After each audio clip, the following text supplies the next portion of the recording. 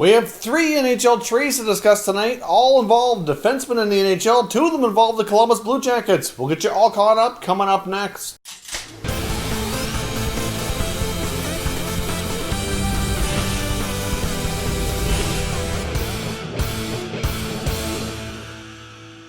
So welcome back to another video here at Top Shelf Hockey. Now, as I mentioned, we have a couple of more NHL trades to discuss here today. Neither one of them are really earth-shattering on their own, but there's still some pretty noteworthy players here on the move.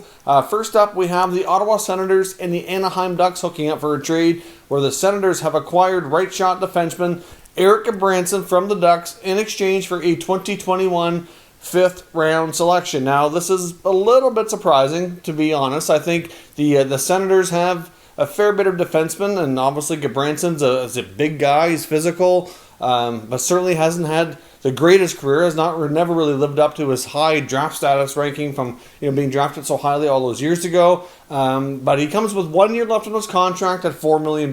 So for the most part, Ottawa at this point is trying to spend a little bit of money to make sure they're at the cap floor, which shouldn't be an issue. They should actually be above it a bit.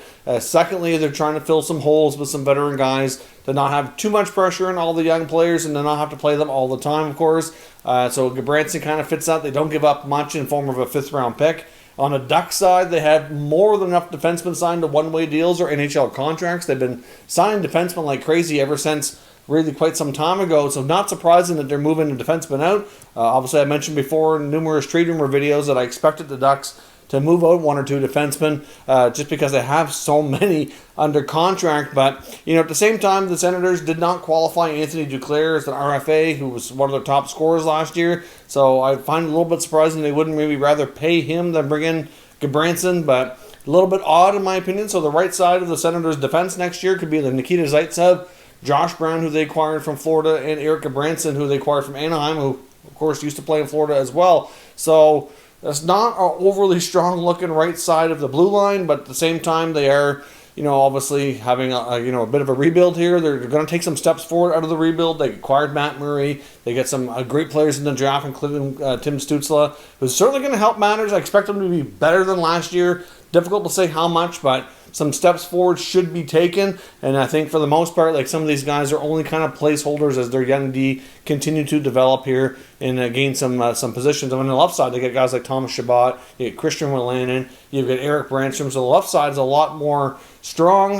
They don't have that physicality like they used to on the left side. Now the right side is the more bigger physical side of the defense. So we'll see how it works out. Like I said, they didn't give up much, and he's only under contract for 1 year. So if all goes well, he will only stay there for the 1 year and then move on from there. But $4 million is a lot of money for what he provides, and I guess we'll see how it works out. But the Sens are making acquisitions here. The Matt Murray trade was certainly much better than this one, in my opinion, but we'll see how it goes. Now, the other trade also involved the defenseman, also includes the Florida Panthers. I know the Florida Panthers were not in the other trade, but it just seems like a lot of players that have been moving lately have been either involved with Florida in some capacity, whether it be now or in the recent past. But the Columbus Blue Jackets have traded defenseman Markus Nutivara to the Florida Panthers in exchange for prospect Cliff Pugh. Now, Cliff Pugh is a prospect who actually had some really solid junior numbers in the Ontario Hockey League. His junior stats were quite awesome. And then he was drafted by the Buffalo Sabres, and he was the only piece that went to the Hurricanes in exchange for Jeff Skinner. The Skinner basically went to the Sabres out of Carolina for practically nothing. Pugh never got an opportunity there, and now was bounced around, ended up in Florida, and now he goes to Columbus. So he's still trying to find himself an NHL opportunity. But this is really, in my opinion, a bit of a cost-cutting measure on Columbus's part. They're trying to find some cap space. Of course, they just traded for and signed Max Domi. They got to sign Pierre-Luc Dubois. He's going to be looking for a hefty raise as well out of his ELC. And they have some other moves that are kind of been rumored to be involved with here, including looking at some top free agent scorers. So they're going to be a busy team. They'd like to spend.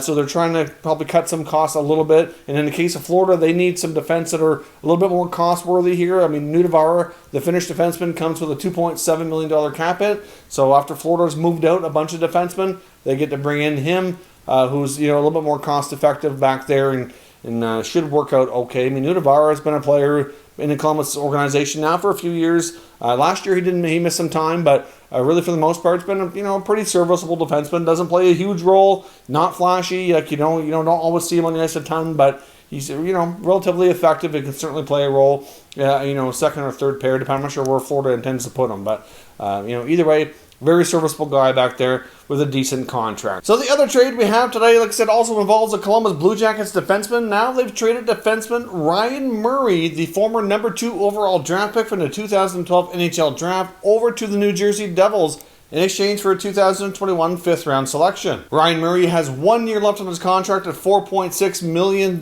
So you have to think Columbus is certainly trying to shed some salary here. I think they must be trying to make a move here in free agency starting tomorrow. Of course, like I said, that's 2 defensemen now that they've traded. Of course, they traded Josh Anderson for Max Domi. Based on their new contracts, Domi's contract comes in a little bit cheaper. Obviously, they've got, they needed a center as well, so it works out in that regard. But certainly the Blue Jackets are up to something here. I mean, they do have to sign Pierre-Luc Dubois, which is going to be somewhat expensive with his long-term potential as well, and they have some other players to look after. But still, you have to think that there's another move coming. Just a matter of what exactly it was. Now, in the case of Ryan Murray, that whole 2012 upper part of the draft really has not worked out. That draft was not overly good when it comes to the top selections. It's a Nail Yakupov draft, in case you don't remember. He was number 1 by the Oilers. Ryan Murray was number 2. And Alex Galchenyuk to Montreal was number 3. And none of those top 3 picks have really worked out to have great careers. I mean, Murray and Galchenyuk have played a fair bit of games, but neither have really seen a ton of success. I mean, Galchenyuk had 1 real solid year in Montreal, scoring 30 goals, but has never found that ever since. And in the case of Ryan Murray, a lot of it is injury-related. He has battled a ton of injuries. I can't tell you the last time he played a full season. There's a lot of missed games due to injuries on Murray's front. So there was some rumblings that the Blue Jackets might move a defenseman earlier. I didn't see maybe 2 happening. There was some talk about maybe David Savard possible being on the move. At this point, I'd be surprised if he's traded as well. I mean, they do rely so much on Jones and Werenski. You know what? They play so many minutes.